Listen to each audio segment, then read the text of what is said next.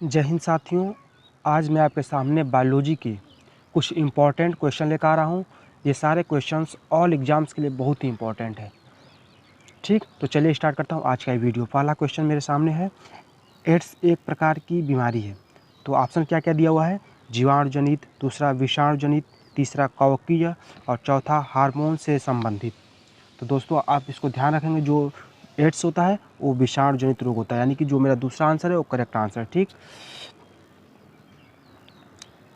एक बात को और ध्यान रखेंगे दोस्तों कि जो एड्स होता है वो असुरक्षित यौन संबंध बनाने से फैलता है।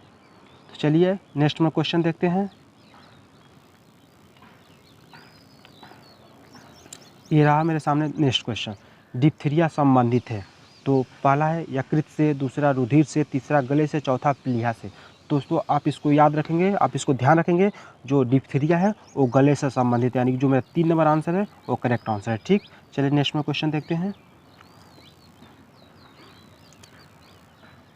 टीकाकरण की खोज किसने की?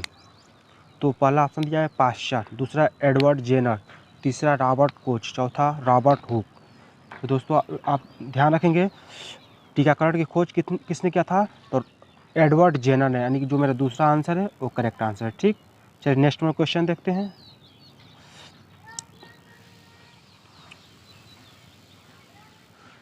कलर ब्लाइंडनेस में व्यक्ति को किन किन रंगों को पहचानने में असमर्थ होता है? यानी कि क्वेश्चन ये कह रहा है कि मतलब कि अगर व्यक्ति को कलर ब्लाइंडनेस हो जाए तो किन किन रंगों में वो डिफरेंस नहीं कर पाता है। तो देखिए ऑप्शन क्या क्या दिया हुआ है, पहला काला व नीला, दूसरा हरा व बैगनी, तीसरा सफ़ेद व नीला, चौथा हरा व लाल।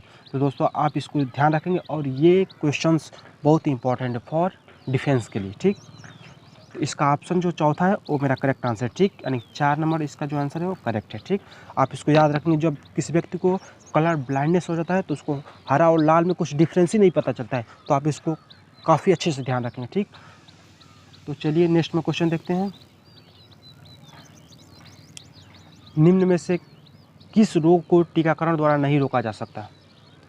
तो पहला ऑप्शन है पोलियो, दूसरा तपेदिक, तीसरा एंजाइना, चौथा नन कोई नहीं। तो दोस्तों आप इसको ध्यान रखेंगे, जो एंजाइना होता है उसको टीकाकरण द्वारा नहीं रोका जा सकता है। ठीक, अभी तक नहीं रोका जा सका है, यानी कि जो मेरा 3 नंबर आंसर है वो करेक्ट आंसर है। ठीक, चलिए नेक्स्ट में क्वेश्चन देखते हैं। ओरिएंटल शोर रोग का कारण है, जो यानी कि ओरिएंटल शोर एक प्रकार का रोग है। ठीक, यानी कि तो ऑप्शन क्या क्या देगा, किसके कारण ये फैलता है? तो यानी कि पहला ऑप्शन है प्रोटोजोआ, दूसरा जीवाणु, तीसरा विषाणु और चौथा कवक। तो दोस्तों आप इसको याद रखेंगे, जो इसका जो प्रोटोजोआ कारण, इसका कारण जो है वो क्या है? प्रोटोजोआ, यानी कि जो पहला आंसर है वो करेक्ट आंसर है। ठीक, आप इसको ध्यान रखेंगे। चलिए नेक्स्ट में क्वेश्चन देखते हैं।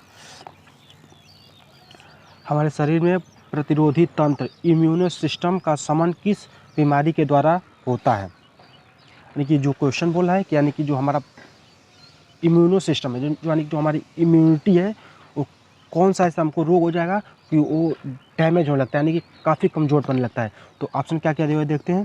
पहला है एड्स, दूसरा टीबी, तीसरा कैंसर और चौथा गठिया। तो दोस्तों इसका जो आंसर होगा वो एड्स होगा। जब किसी व्यक्ति को एड्स हो जाता है तो उसका जो इम्यूनो सिस्टम है वो बहुत ही मतलब वो बहुत जल्दी ख़राब होने लगता है, यानी कि उसका इम्यूनो सिस्टम ही डैमेज होता है। ठीक, काफ़ी तेज़ से डैमेज होने लगता है। तो आप इसको याद रखेंगे, ऑप्शन कौन सा है, एंड ऑप्शन जो मेरा पहला है वो करेक्ट आंसर है। ठीक, चलिए नेक्स्ट में क्वेश्चन देखते हैं। ब्लैक डेथ संबंधित है। पहला ऑप्शन दिया है कैंसर से, दूसरा फ्लैग से, तीसरा खसरा से, चौथा तपेदिक से। तो दोस्तों जो ब्लैक डेथ होता है वो फ्लैग से संबंधित है, यानी कि जो मेरा दूसरा आंसर है, वो करेक्ट आंसर है। ठीक, यानी फ्लैग। चलिए नेक्स्ट में क्वेश्चन देखते हैं।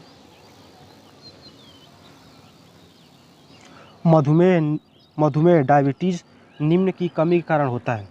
तो ऑप्शन देखते हैं क्या क्या दिया हुआ है। रक्त में मंड की कमी, अग्नाशय रस में ट्रिप्सिन की, चौथा है एडीएच विकृत में पहुंचने पर और चौथा है रक्त में इंसुलिन की कमी। तो दोस्तों आप इसको याद रखेंगे, जब मधुमेह होता है तो क्या होता है कि इंसुलिन मतलब रक्त में इंसुलिन की मात्रा जब जो ही कम होगा तो मतलब कि व्यक्ति को मधुमेह होता है, यानी कि जो मेरा चौथा आंसर है वो करेक्ट आंसर। ठीक, यानी 4 नंबर मेरा करेक्ट आंसर। चलिए नेक्स्ट में क्वेश्चन देखते हैं। चूहे किस रोगाणुओं के स्थानांतरण के जाने जाते हैं? यानी जो चूहा है वो किस बीमारी को फैलाने फैलाने में मतलब सहयोग करता है। तो पहला ऑप्शन दिया है मलेरिया के, दूसरा टाइफाइड के, तीसरा फ्लैग के, चौथा रेबीज के।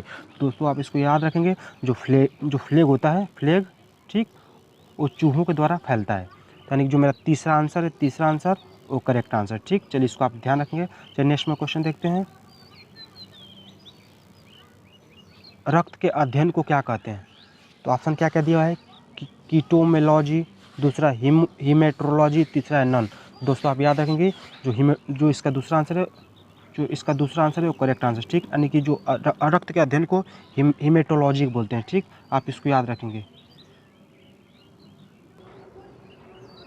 चलिए नेक्स्ट में क्वेश्चन देखते हैं। ये रहा नेक्स्ट में क्वेश्चन। न्यूमोनिया रोग किस जीवाणु से होता है? यानी जो न्यूमोनिया रोग है वो किस जीवाणु, मतलब जो न्यूमोनिया का कारण है वो किस जीवाणु के कारण होता है? तो पहला ऑप्शन दिया है सैल्मोनेला, दूसरा डिप्लोकोकस न्यूमोनी, तीसरा ट्रिप्टोमेसीज और चौथा है मैक्टोबैक्टीरिया। तो दोस्तों आप इसको याद रखेंगे, जो इसका सेकंड आंसर है वो करेक्ट आंसर है। यानी कि जो न्यूमोनिया रोग होता है वो डिप्लोकोकस न्यूमोनी के कारण फैलता है। चलिए नेक्स्ट में क्वेश्चन देखते हैं।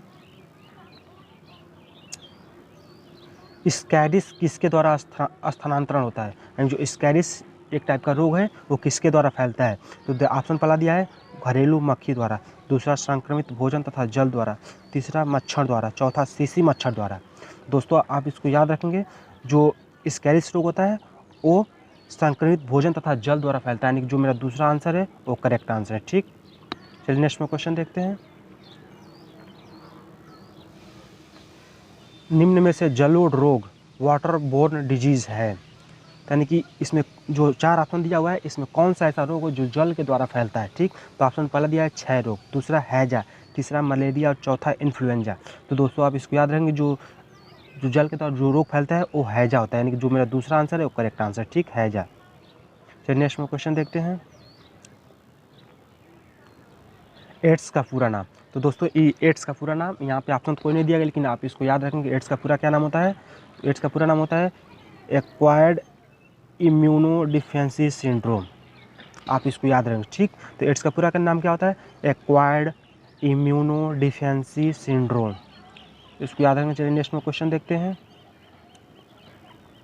ये देखिए, ये बहुत इंपॉर्टेंट क्वेश्चन है, क्योंकि इसमें देखिए क्वेश्चन क्या है, दक्षिण अफ्रीका में पहली बार बर्ड फ्लू किस वर्ष पक्षियों में पाया गया था? तो दोस्तों इस साल भी अपने देश में बर्ड फ्लू का लक्षण पाया गया था, लेकिन ये दक्षिण अफ्रीका में काफ़ी समय पहले पाया जा चुका था ये लक्षण। तो किस वर्ष पाया गया था वही पूछा है ऑप्शन। पहला ऑप्शन है 1961, दूसरा 2000 और तीसरा 1999 और चौथा है 1945। तो दोस्तों आप इसको याद रखेंगे, जो दक्षिण अफ्रीका में पहली बार बर्ड फ्लू का लक्षण 1961 में पाया गया था। यानी कि मेरा जो पहला आंसर है वो करेक्ट आंसर है। चलिए नेक्स्ट में क्वेश्चन देखते हैं। चिकनगुनिया तथा डेंगू में किस में तेज़ी से गिरावट होती है? यानी जब आपको चिकनगुनिया या डेंगू हो जाएगा तो आपके शरीर में मतलब किस चीज़ में काफ़ी तेज़ी से गिरावट होती है? तो पहला है आरबीसी, यानी कि, और दूसरा है डब्ल्यूबीसी, तीसरा प्लेटलेट्स और चौथा है आल, सब में गिरावट होती है। तो दोस्तों आप इसको याद रखेंगे, जब आपको डेंगू या चिकनगुनिया होता है, जो प्लेटलेट्स होता है उसमें काफ़ी तेज़ी से गिरावट होता है। यानी कि जो मेरा तीसरा आंसर है वो करेक्ट आंसर है। ठीक, चलिए नेक्स्ट में क्वेश्चन देखते हैं। HIV फुल नाम, यानी कि HIV का फुल नेम क्या है? तो दोस्तों इसमें ऑप्शन में कोई नहीं दिया गया है, लेकिन आप इसको याद रखेंगे। ठीक, HIV का पूरा नाम क्या होता है? तो ह्यूमन इम्यूनो डिफिशियंसी वायरस। आप इसको याद रखेंगे। ठीक, चलिए नेक्स्ट में क्वेश्चन देखते हैं।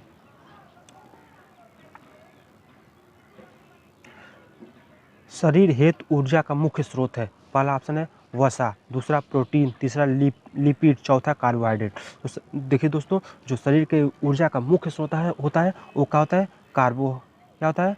तो होता है कार्बोहाइड्रेट। ठीक, कार्बोहाइड्रेट।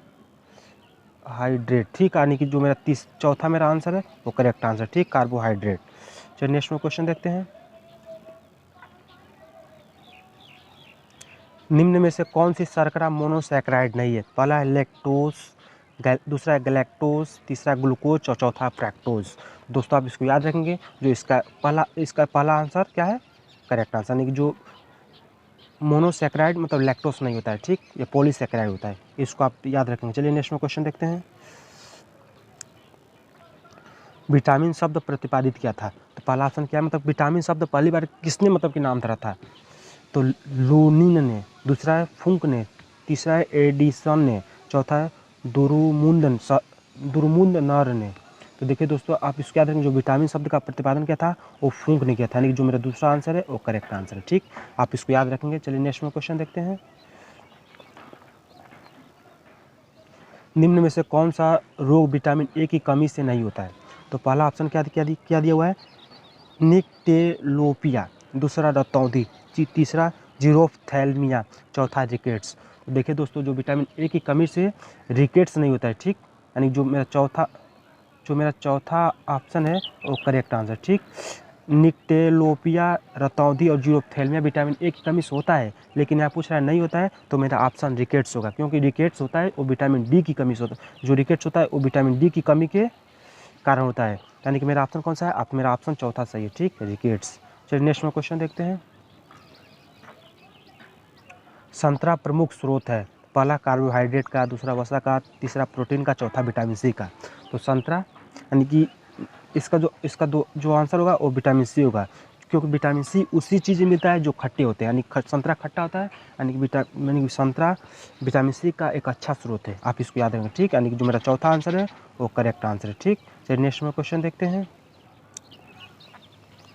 शहद में अत्यधिक प्रतिशतता होती है, यानी कि जो शहद में किसकी परसेंटेज अधिक होता है? तो पहला जल की, दूसरा स्टार्च की, दूसरा ग्लूकोज की और चौथा सुक्रोज की। दोस्तों आप याद रखेंगे, जो शहद में होता है वो ग्लूकोज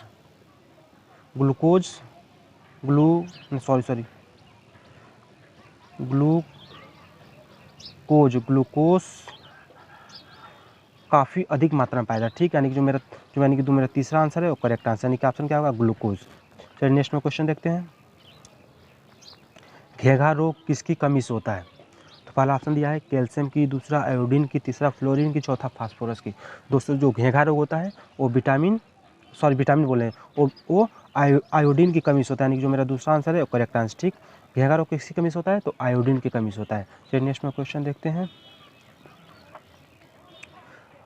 रुधिर स्कंदन हेतु आवश्यक विटामिन, यानी कि जो कौन सा ऐसी विटामिन है जिसके कारण रुधिर का थक्का काफ़ी तेज बनता है? तो vitamin A, vitamin B, vitamin C और विटामिन के। तो दोस्तों आप इसको याद रखेंगे, विटामिन जो के होता है उसके कारण रुधिर का स्कंदन काफ़ी तेज होता है। ठीक, तो यानी कि जो मेरा चौथा आंसर है वो करेक्ट आंसर है। ठीक, चलिए नेक्स्ट में क्वेश्चन देखते हैं। लार में कौन सा इंजाइम होता है? पहला है पेप्सिन, दूसरा टाइलिन, तीसरा ट्रिप्सिन और चौथा है रेनिन। देखिए दोस्तों, आप इसको याद रखेंगे, जो लार में होता है वो टाइलिन, जो लार में इंजाइम होता है उसका नाम होता है टाइलिन। ठीक है, यानी जो मेरा दूसरा आंसर है वो करेक्ट आंसर। चलिए नेक्स्ट में क्वेश्चन देखते हैं। एक सामान्य वयस्क मनुष्य में रुधिर दाब होता है?